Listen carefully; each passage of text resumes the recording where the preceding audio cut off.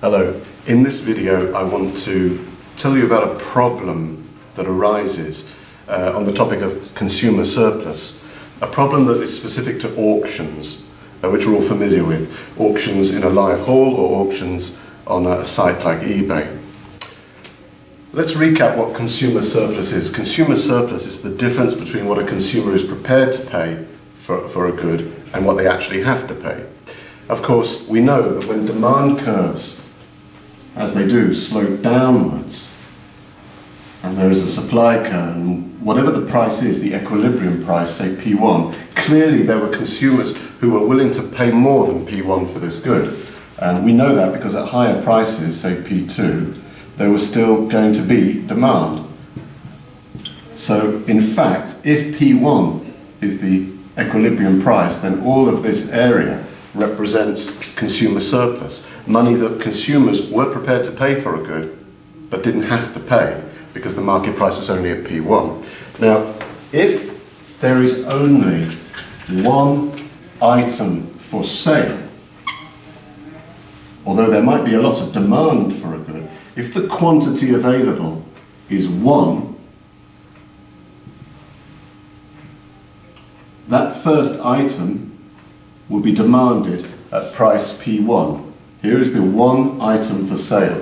You see, when we have an auction, the quantity that can be supplied of the good is just 1.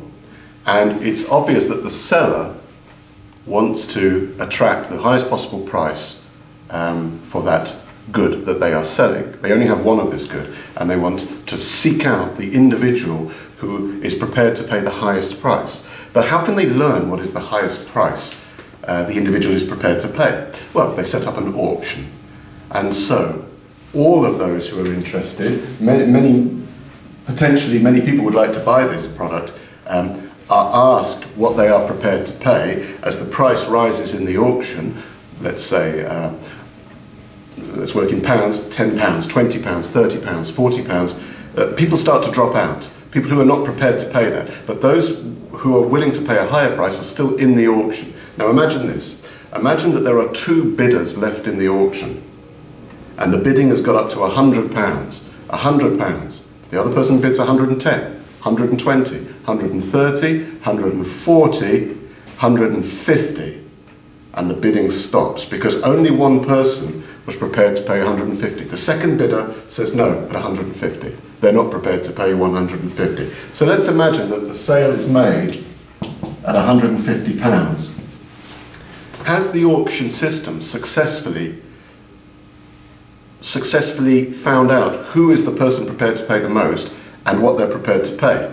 Well, yes to the first question. The auction system has sorted out which potential buyer is the one who's prepared to pay the most, because we are left with one person and the bidding is at 150. No second bidder. So the item is sold at 150. But what the auction system fails to do is it fails to learn how high this last bidder was prepared to go. This last bidder, who pays £150 for the item, may have been prepared to pay much more.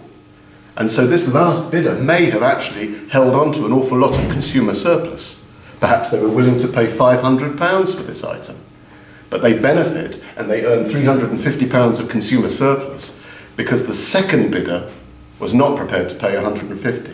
The auction system is flawed because it only tells us what the second bidder was not prepared to pay. The second highest bidder was not prepared to pay. In our example, the second highest bidder was not prepared to pay 150. But the auction system does not reveal how high the first bidder was prepared to go. So, in my little diagram here, yes, the price is 150, but actually the demand could be higher. This bidder may have been prepared to pay a higher price than 150. So is there a way that auctions can actually learn how high that final bidder was prepared to go? I think there is. How about this for a system for an auction? How about when selling one product, we start the bidding at a very, very high price, higher than anyone is prepared to pay. Let's say for our item we start the bidding at £10,000. No one is interested. and then the auctioneer brings the price down. 9,900, 9,800, 9,700, and the auctioneer works their way down, and the first person to come in on the bidding and say, yes, I'll pay that price, will be the person who wins the item. Now in our example, imagine that the auctioneer is bringing the price down 1,000, 900, 800, 700, still no one is saying anything, 600, 500.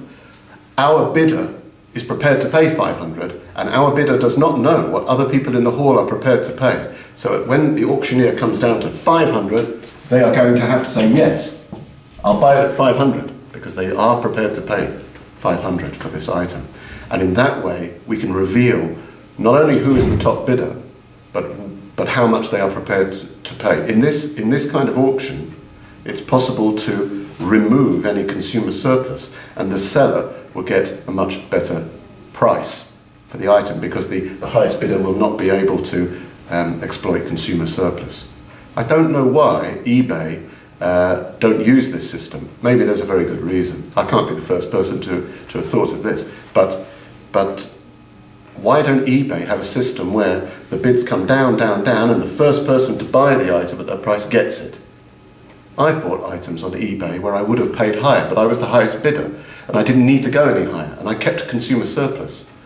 But and I would have been prepared to pay a higher price, if the bid had been coming down, I'd have waited till the price arrived that I was prepared to pay and tried to jump in before anyone else did, and be willing to sacrifice my consumer surplus. After all, it's a price I'm prepared to pay. So anyway, if you have an idea what's wrong with that system, then please let me know or leave a comment on the end of this video. One more thing about this. What if two people come in at the same price and they both bid at 500? Then the bid can start going back upwards in smaller increments. So if two bidders have come in at 500 here, perhaps then we could go 501, 502, and then use a traditional auctioning bid, which would have a small problem with consumer surplus, but frankly, a lot of consumer surplus would have been eroded by coming down instead of going up. So if you know why auctions aren't like that, please let me know. I'd love to know. Okay, thanks for watching the video. Bye bye. Where's the off switch?